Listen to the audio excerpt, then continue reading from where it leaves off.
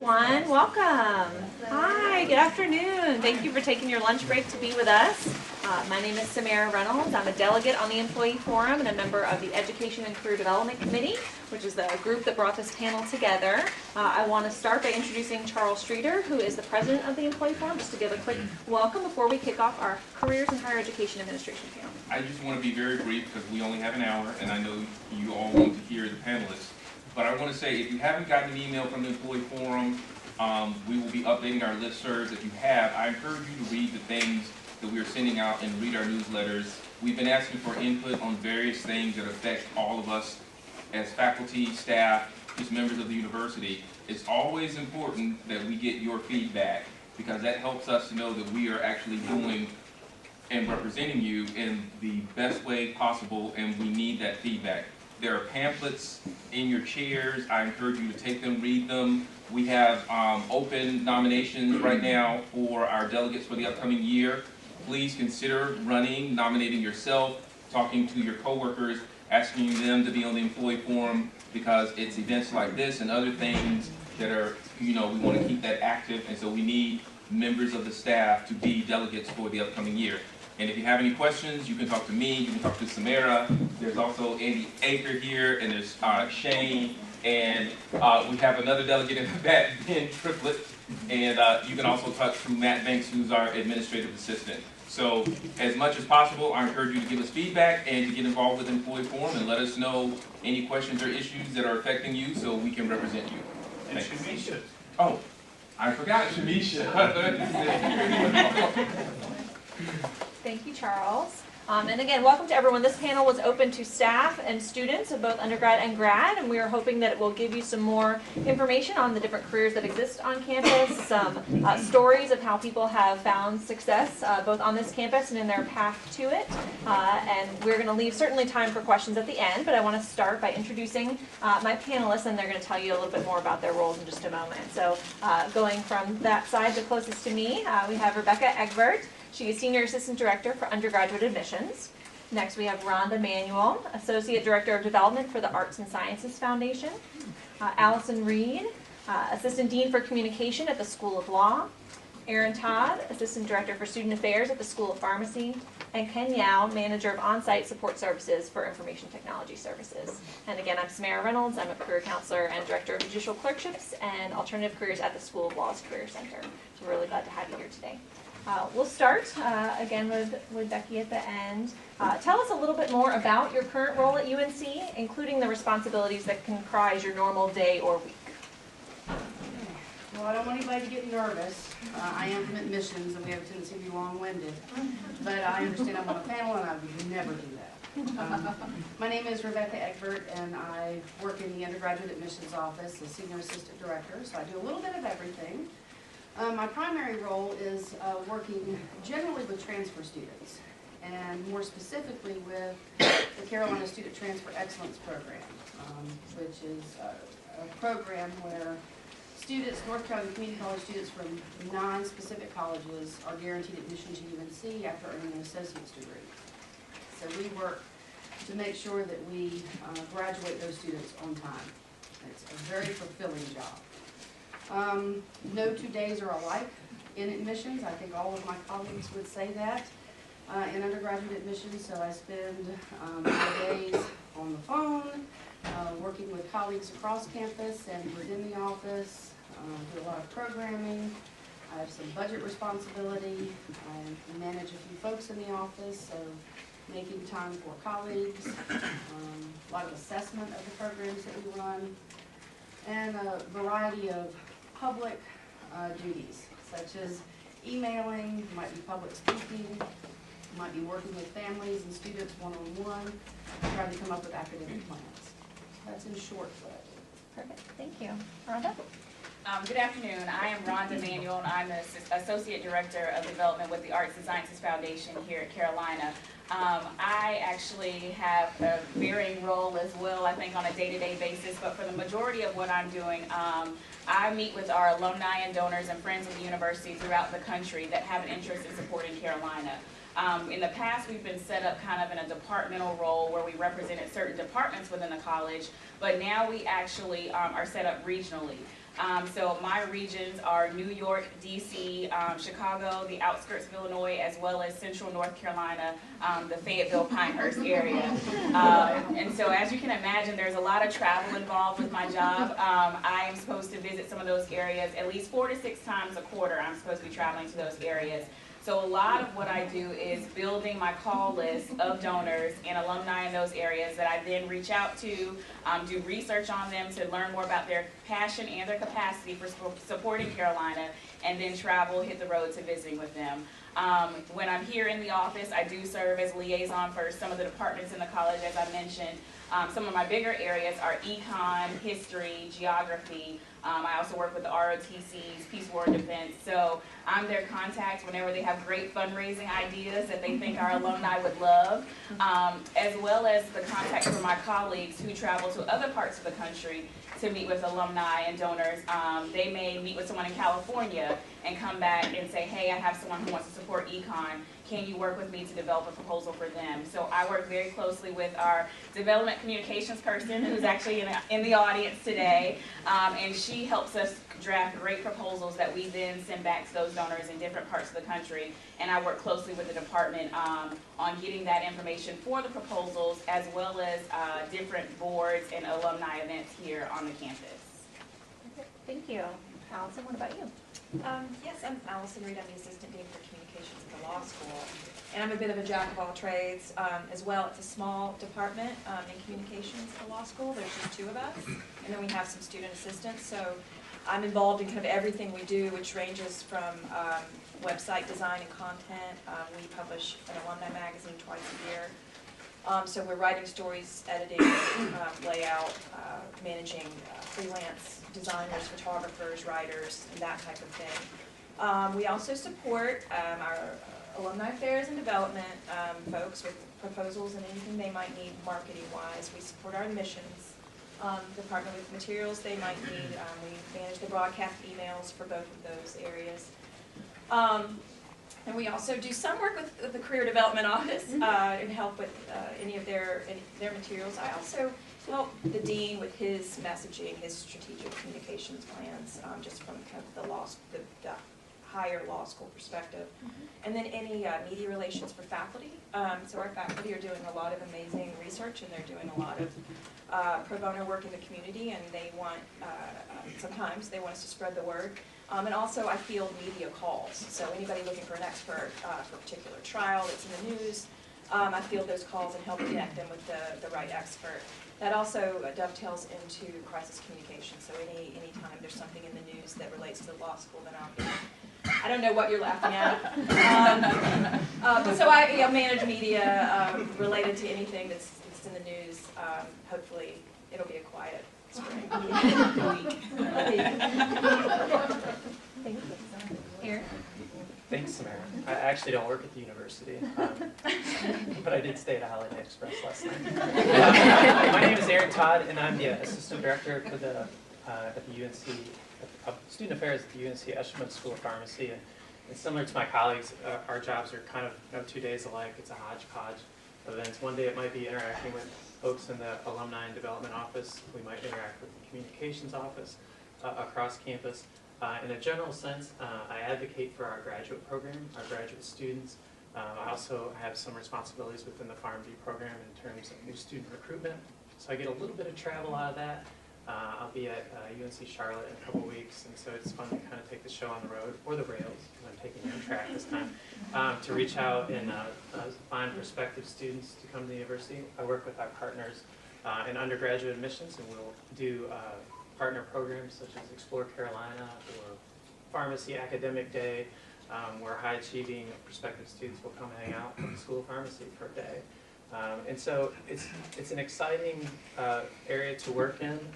A lot of times student affairs folks are just shiny, happy people holding hands, and so that's kind of fun as well. More icebreakers than I care to be around, ever. As an introvert, typically I don't even like people. Just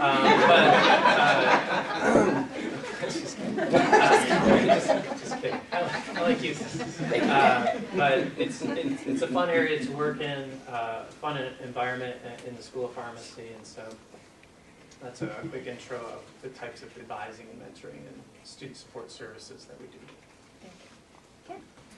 Hi, I'm Ken Yao. Just a quick word, just to chime in. I know Charles, I've worked with him before. You really should consider working for the employee forum. I did my tour of duty.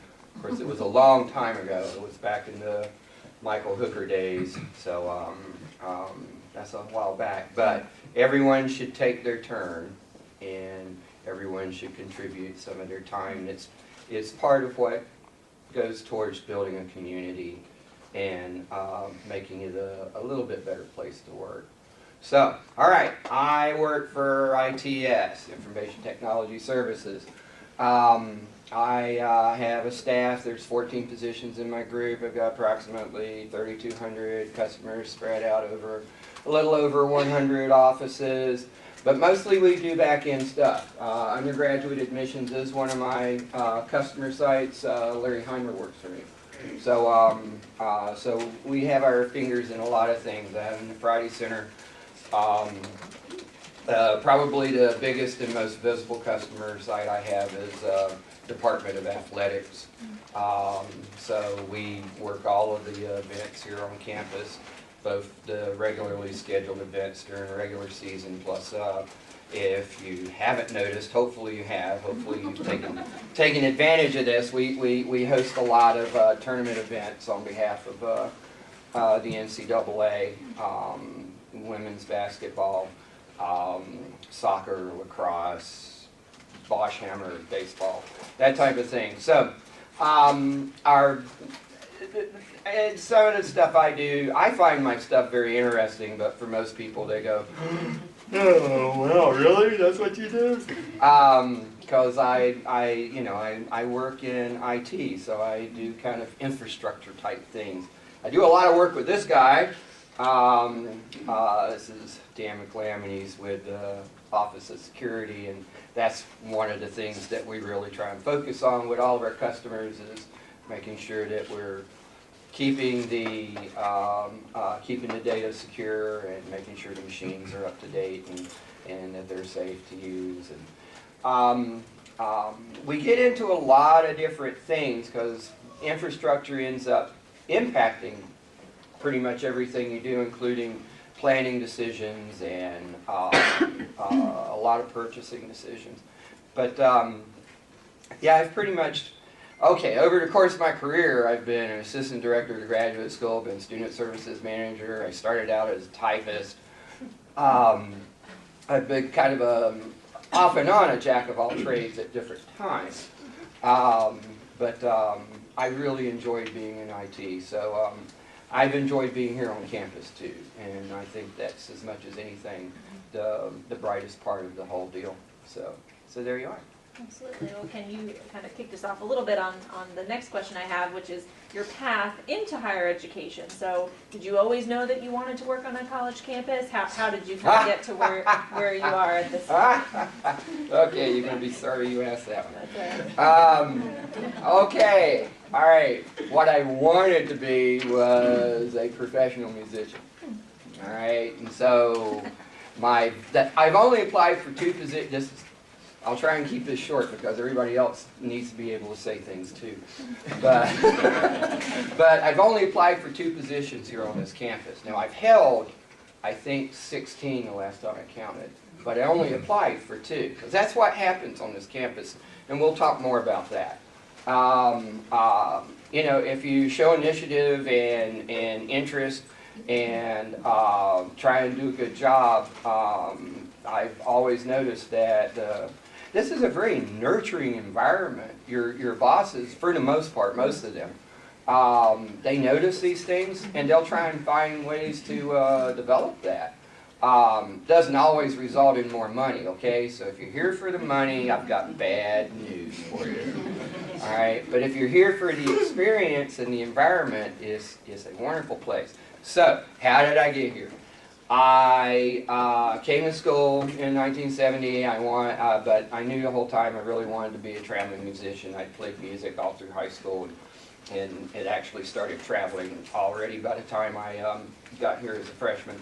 So Anyway, I worked as a full-time musician for about 4 years, and I had a day job. Oh my God, a day job. I was a typist here at UNC, working for a school social worker.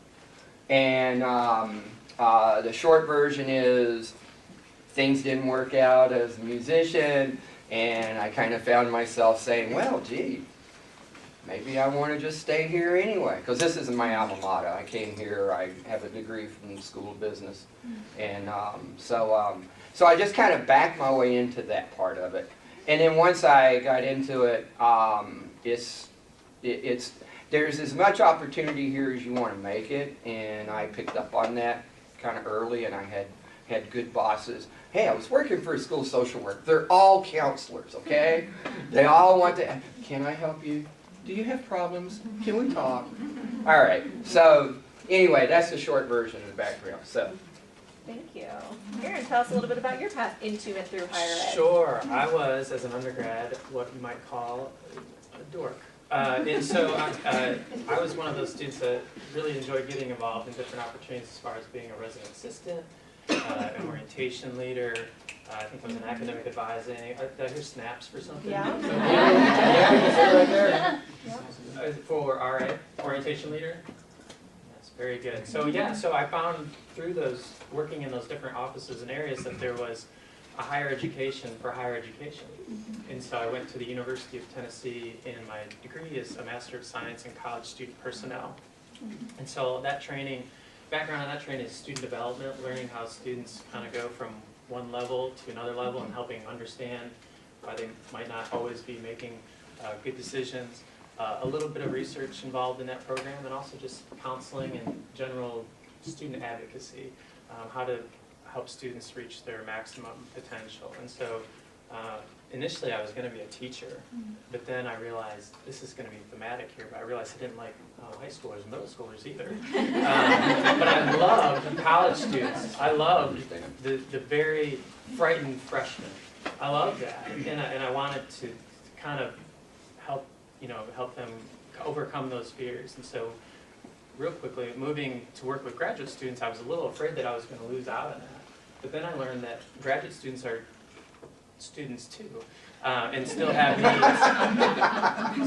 needs, they still have fears, they still struggle with homesickness, they still have to adjust to a new community, so they still need best practices in transition and orientation. And so yeah, it's just been a neat ride. It's really just a mentor of mine saying, did you know that you can get a degree in this?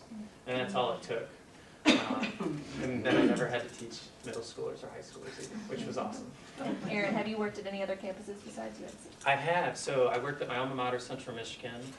I worked at a school about 9.8 miles from here. I did. I really did. And then, so one day I hope to complete the triangle and work in Raleigh. But I did work in Raleigh for a short time at Peace College / William Peace University for a time too. And that was really interesting, and we might get into this deeper in the conversation, but kind of dabbling into the differences between working at a private school and a public school, a big school plus a real small school. There's a lot of differences in, everywhere, resources, culture, everything, but I won't dive into that right now. But I work at Carolina now. Yes, I really do work there. I don't like... Oh, I'll stop right there. This is being recorded.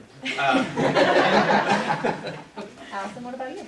So I was an English undergraduate major. I went to Wake Forest, and I wanted to be an advertising copywriter at a major, ad agency, and I had no idea how to go about doing that. So I enrolled in graduate school at University of Georgia in journalism, mass communications, and thought that I would just then go get a job in Atlanta in a big, ad agency, and that would be the end of it.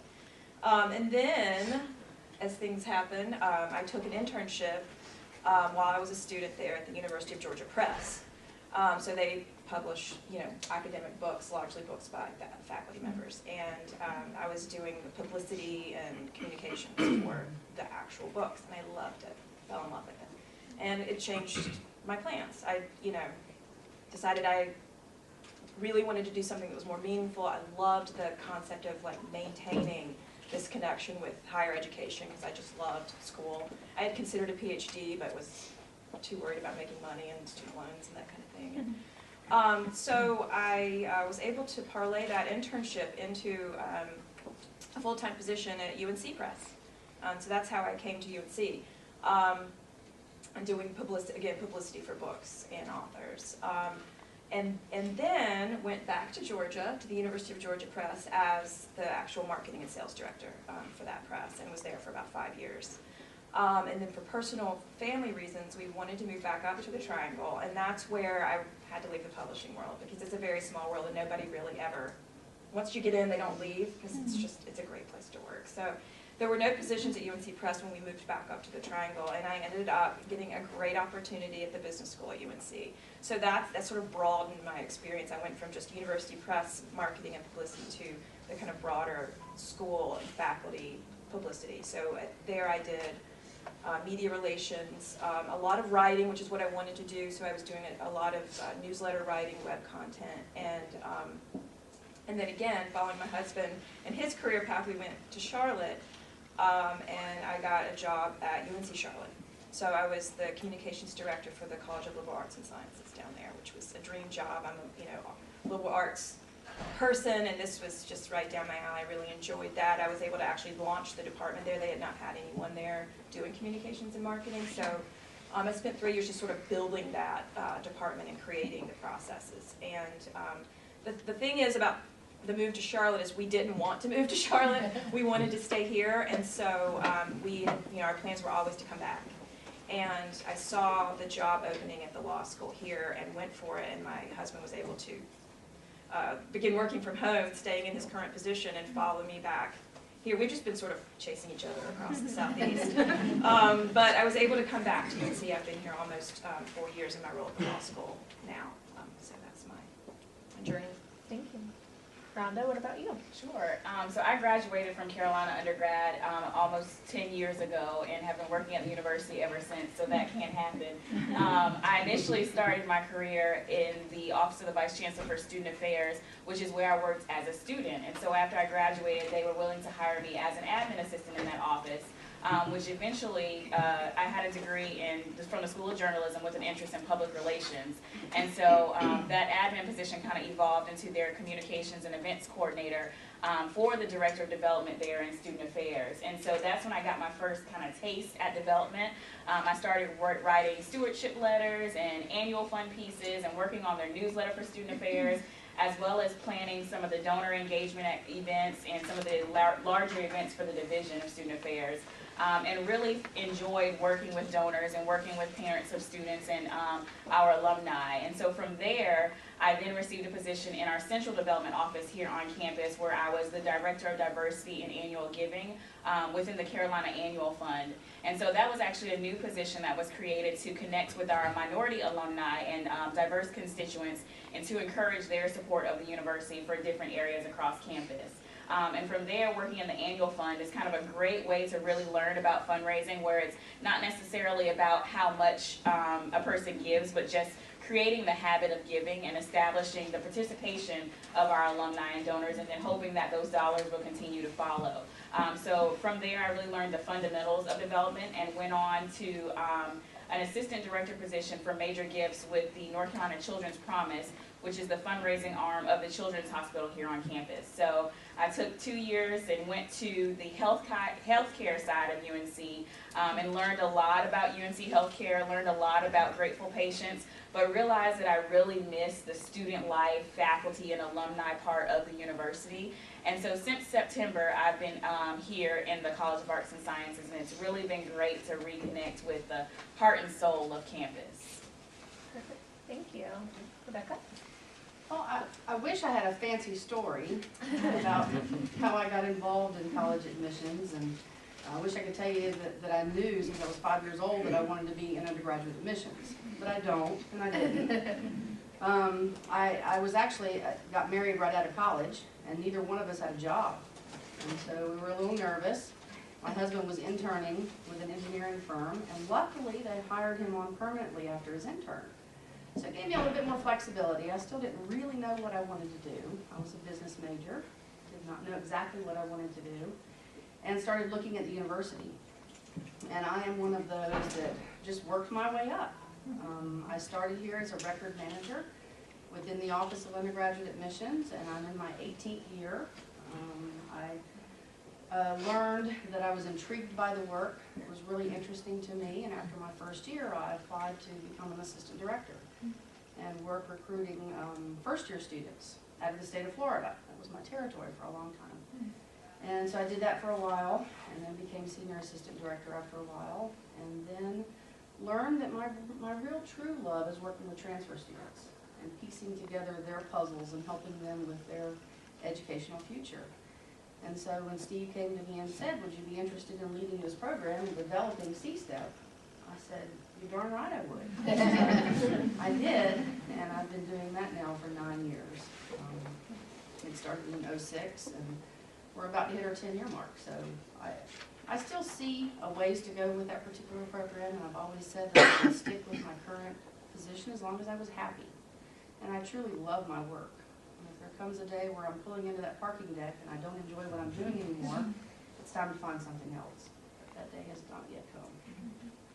It's really great to hear diversity of stories, all different pathways into and through the field, and how many different kind of moves that you've made and been able to stay within your passion in higher ed. I want to make sure that we save some time for questions at the end, so I'm going to skip to my last question and we can always come back to the other.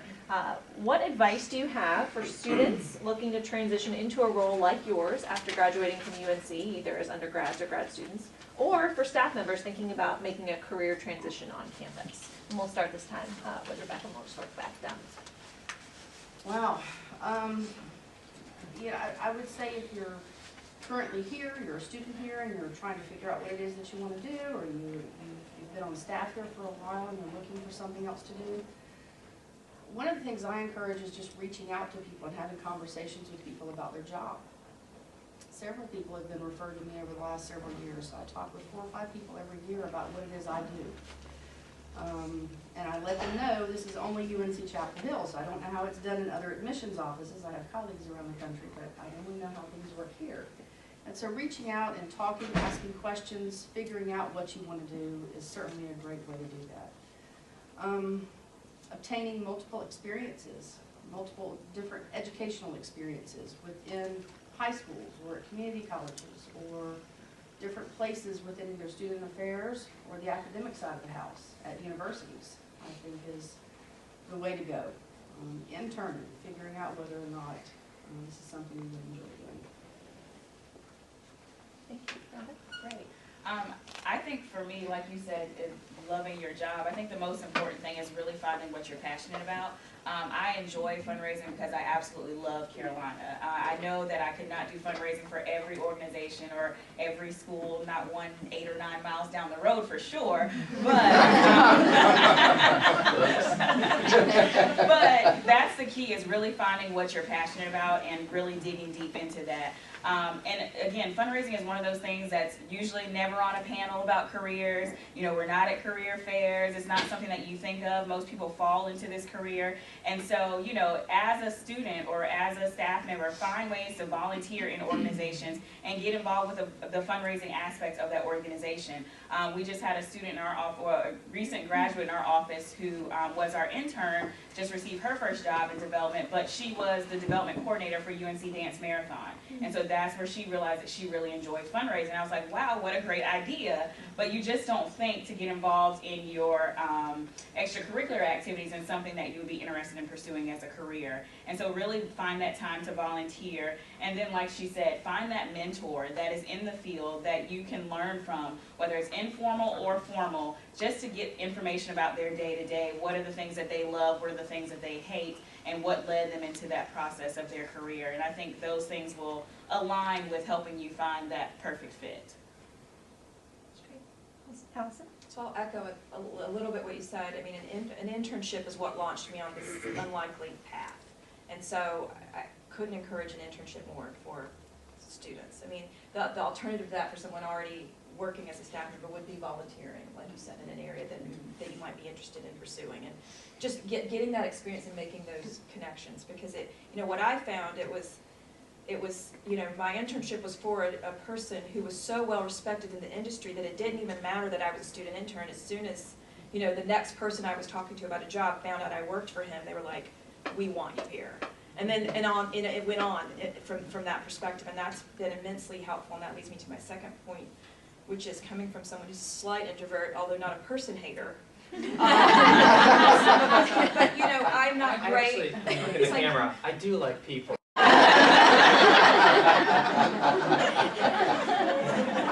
Not me, but I'm not big on networking events. It's hard for me, so I've tried to find my own way, which is really just mining the relationships that I've already made and the people that I've worked with, and really keeping in touch. Because I've moved around a bit, and it's so important not to lose touch and to make sure that they're still a part of your life and your kind of professional development. And then the other theme that I've kind of noticed as I've been thinking about this is that you have to be willing to take a risk. And if you want to make a new position, or if you want to make a change, you might have to put yourself out there and be scared. Or, for example, when I had to switch, you know, I didn't have to, but I ended up switching from University Press Publishing to just University Communications. I went, you know, it was a step down. I went from managing a team of 5 to being managed by a team of 5, and I thought, and it was less pay, but it was at UNC. It was doing something that I thought would actually turn into a long-lasting career, and it has. And it was a, you know, it was a risk, but it's paid off. And so I would always suggest to think about, you know what, this might be a temporary setback, but it's, if you see a kind of bigger picture, then it can really pay off. Can I stop you there?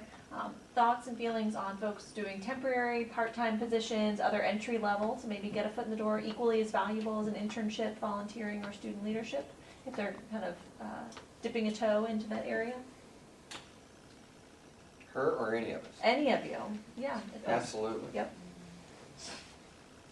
You said it. That was too fast. Everyone feel good? Oh, I didn't talk long enough. Excellent.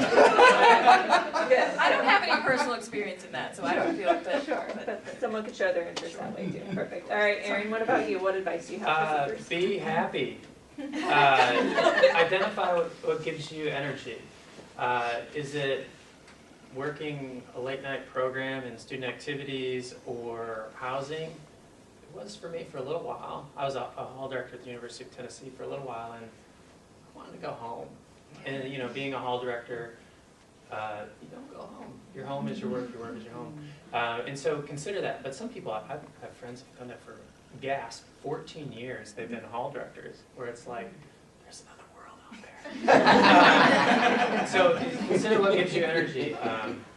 You know, for me, it was like, it was seeing the light bulb go off with a student, to like give them advice that they actually like acted on or accepted. That doesn't always happen.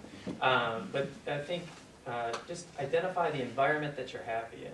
If it's working at a college for the rest of your life, absolutely. I mean, those trees outside. I mean, it's beautiful. That's not everywhere. So consider environment as much as the actual job that you select. And then again, back to the beginning, just like what do you walk away feeling energized about?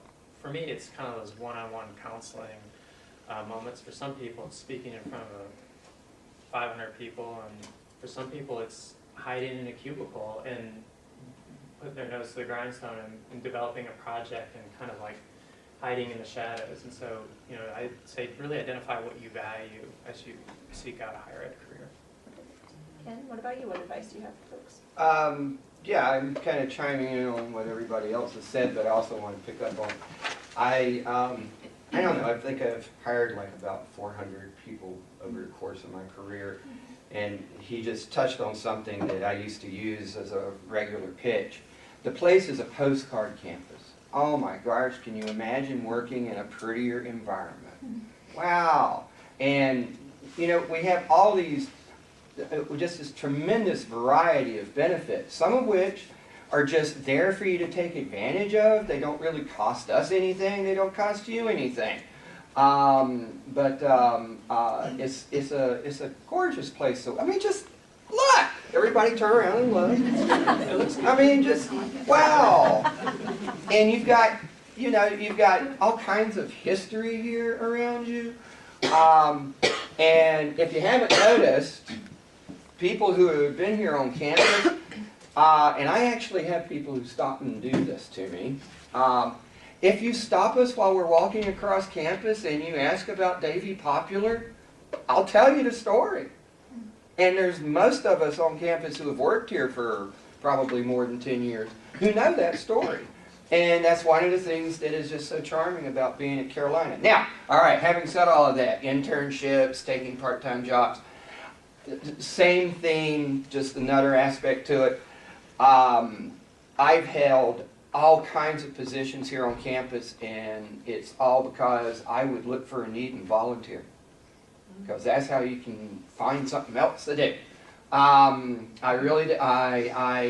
taught in summer workshop programs over at the School of Social Work.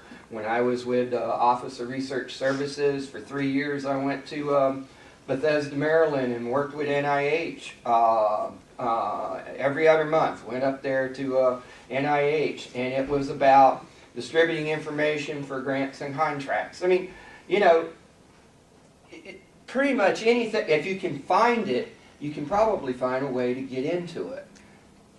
You just got to find what it is, and like he says, find something that's your passion or something that interests you. But also be willing to take a risk.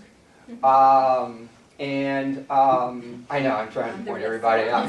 Say, and go ahead and try it. 99% of the time, no, that's probably an overstatement. 90% of the time, it's a lot.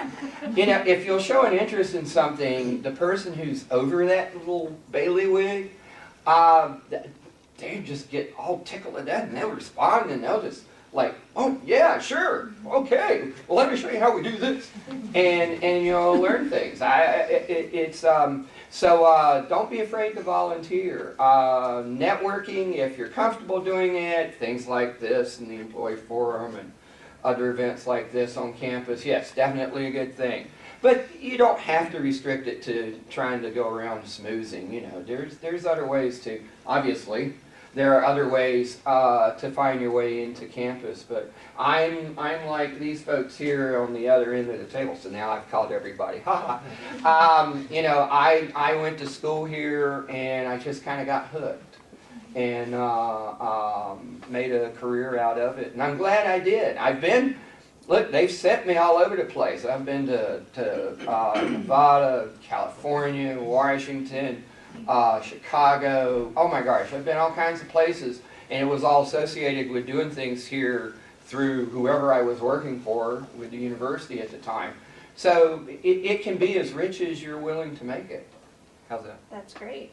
You know, I think that a big part of having such a panel with diversity of roles is showing that universities are kind of worlds unto themselves. They're businesses and nonprofits unto themselves. If you have a passion for communications, there's probably a way to do it on campus. If you have a passion for IT, don't just think you have to go to a technology organization. It can be here on campus. So I want to open it up in our last bit of time to some questions, things that you all want to know, either from specific panelists or questions in general as you think about a career on campus. Yes?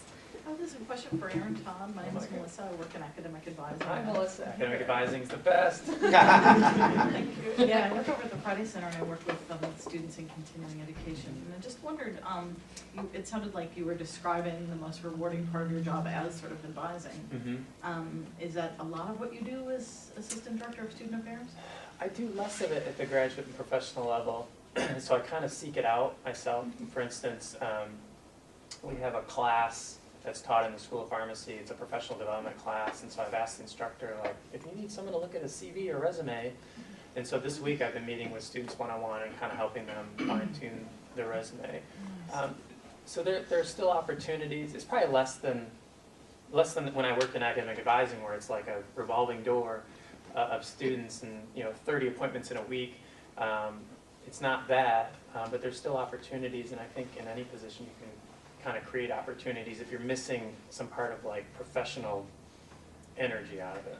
So in student affairs, it's more like, recruiting, retention, activities. What are the activities that you do most? Yeah, so our office does a lot of this, what we call signature events for the school. So commencement is high on our radar. oh my God, it's less than 2 months away. And that's a big deal. And then within pharmacy, we have a white coat ceremony. And then we have 15 or 16 student organizations that we help train the advisors to mentoring, peer mentoring. In the graduate side, we have an alumni mentoring program. And so it really is, I mean, it's an overused expression. It's a hodgepodge with no 2 days alike. But yeah, it's just, for me, it's a very positive environment because you're doing all positive. You know, and some folks might end up working in, depending on what they call on the campus, like student conduct. I probably couldn't do that as a career. Yeah. Because I do like people. Even though I'm an ISTJ, I have feelings too. But that takes, I think, to be successful, I think that takes a different type of personality than I probably have. I mean, it's still mentoring, it's advising, sometimes it's delivering bad news, and so, you know, personality fit, I think, is a big deal with what type of office that you fit in as well. Now, I'll throw in that student affairs can look a little bit different if you're kind of the 1 or 2 people in a particular college or school being the student affairs person, the way that Aaron is, or if you're working for student affairs proper on big campus. So that could range everything from Greek life, residence life, you know, study abroad. There are really, you know, a wide gamut, dean of students office that can fall under student affairs. It really depends on where you're working. Good. Other questions? Yes. Yes. This is pretty much directed towards everybody. So I get the sense that you've all kind of, you know, found yourselves just falling into your interest in really being higher ed, and just kind of come along and I'm like, oh, this is really something I enjoy doing. That being said, how valuable do you feel is perhaps pursuing a graduate program in higher ed admin or college student development? Is that a valuable asset? Is it something that you think can enhance your experience once you're already in your own professional development? Or is that? I'll go second. I'm biased, so I was going to say. Okay, so I have a master's in project management, and I got it at Western. I didn't get it here, and I think there was a lot of value in doing that because I wanted to find out. Well, you know, did everything at Chapel Hill. Is this the only place in the universe? No, Cullowhee's a wonderful place. Having done that, I think it definitely helps. I really, really do. Is it a requirement? No, but if you ask, because I do try and mentor my staff, and if they ask questions like that, I definitely encourage them. You know, putting initials after your name is a good thing. Okay, so yeah. I kind of have a different personal opinion, but it's because of my job and my field. I just have a bachelor's, and I've asked several people in development, you know, what are your thoughts on now they have like a master's in nonprofit fundraising and things of that nature. And a long time ago, someone said, you know, I got all of my degrees the first time I asked somebody for $1 million in their living room. So, you know, I think with our field, we get our degrees and our experience through our experience, which is much more important and much more valuable in building that confidence that you need to go in to make it ask for a major gift. You know, my parents ask all the time, what did I spend all that money for in Chapel Hill for you to go to these dinners with people? So, and I remind them that I got a degree in public relations, and what I'm doing is public relations. I'm building relationships. I'm meeting people. They learn to, you know, get excited about what they do. I help find that connection for them and their passion in the university. And so for me personally, you know, there's also a certification. You can get a CFRE to be a certified fundraiser. And there are some people that a lot of people have those, especially outside of higher education. But from the higher education perspective, I've kind of taken the route of just getting as much experience as I can in major gift fundraising. I'll say even thermometers have degrees. But that sounded a lot better when I rehearsed it this morning. What I would do is if you have a dream job in mind, credit to Al Gore, go home and Google it and see what job descriptions come up. And the value of the degree might only come in when it's master's required. So you could top out in certain areas without a master's degree, but I think you can be great without it. But that's what I encourage you to do. Just think in your head, like, where do I ultimately want to become? So I had these aspirations of wanting to be a dean of students. So I started the player hater degree, and I never finished it. That was also funnier this morning. Thank you. Thanks for getting that. Acronyms are hard, but yeah. So, but then I started and realized I wasn't really passionate about research and writing, and so I kind of found my happy place dialed back and not being a dean of students, where in most cases, not all, like an EDD or a JD or a PhD would be required. I would just add that I wouldn't have found my path without getting my master's degree. It just opened up doors to me. And it wasn't so much that I learned so much to help me do my job.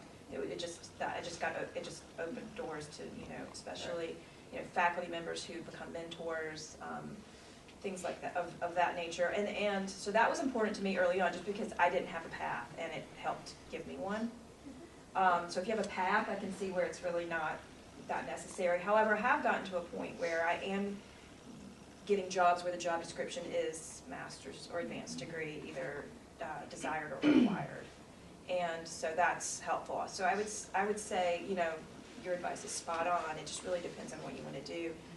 If you're looking to break into a different career, continuing education, even a certification might be a way, even in terms of just making those new relationships and contacts. I would say for me, I have started my master's, but I did not finish mine. That's a little unheard of now when you're thinking about college admissions. So I think some of my doors opened early on and probably discouraged me from probably doing what I should have done in terms of college admissions. Most of the people that we hire now, I would say in our office, 99% of them will have a master's in something. So higher ed administration is a great field, but I would say a master's in anything that you enjoy. The higher ed administration is certainly not required, and we are looking for a diversity of skills and a variety of people that will bring in a variety of things to the office. You can be taught how to recruit, but you need to bring in some of those other type experiences that many people have had. So I want to be respectful of everyone's time, knowing that some folks have to head back to the office for 1 o'clock as well. I hope that you learned a lot. I'm going to ask our panelists to hang out for a little bit if folks have other questions. Hold on one second, Andy.